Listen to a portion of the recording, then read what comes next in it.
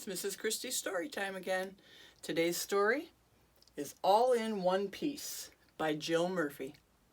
I'm going to grab my glasses, you guys get settled, and we'll get started.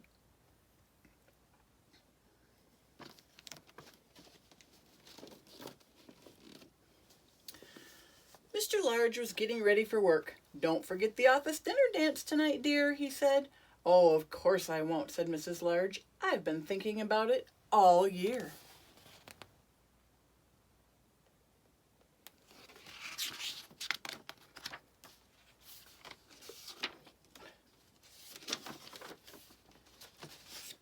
"Are children allowed at the dinner dance?" asked Lester. "No," said Mrs. Large. "It'll be too late for little ones." "What about the baby?" asked Luke. "Granny's coming to take care of everyone," said Mrs. Large. "There's no need to worry."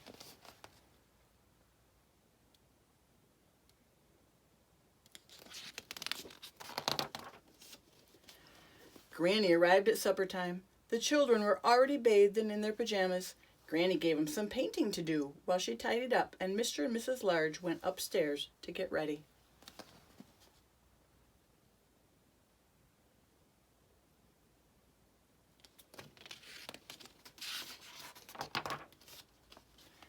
Luke sneaked into the bathroom while Mr. Large was shaving.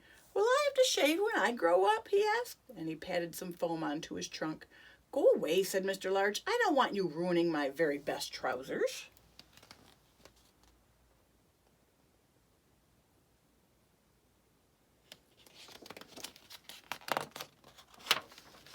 The baby crept into the bedroom where Mrs. Large was putting on her makeup. Mrs. Large didn't notice until it was too late.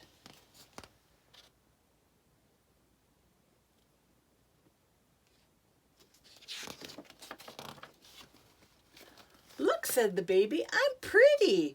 "Don't move," said Mrs. Large. "Don't touch anything." Outside on the landing, things were even worse.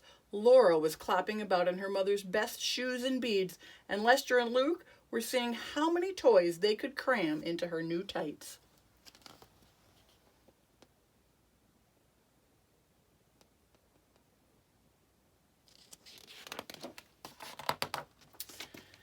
"Downstairs at once," bellowed Mrs. Large. "Can't I have just one night in the whole year to myself?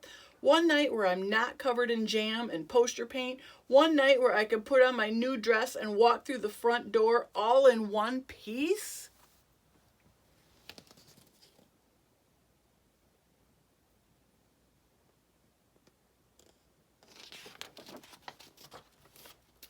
The children went downstairs to Granny. Mr. Large followed soon after, very handsome in his best suit. At last, Mrs. Large appeared in the doorway. "How do I look?" she asked.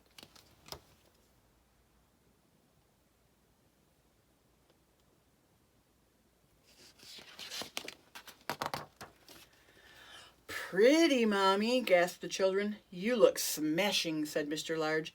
"Just like a movie star, dear," said Granny. "Hands off," said Mrs. Large to the paint-smeared children.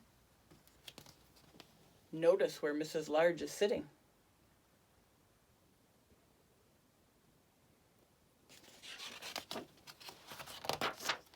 Mr. and Mrs. Large got ready to leave. "Goodbye, everyone," they said. "Be good now." The baby began to cry. "Just go," said Granny, picking her up. "She'll stop as soon as you've gone. Have a lovely time."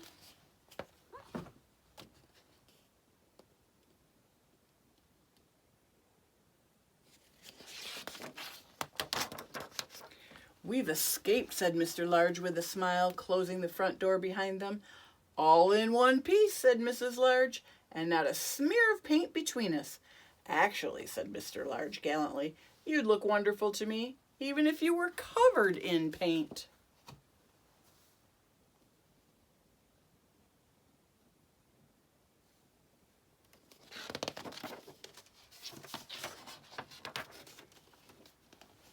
Which was perfectly true, and just as well, really.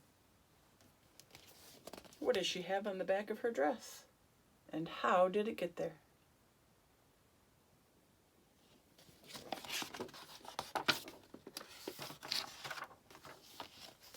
And that's the end of the story.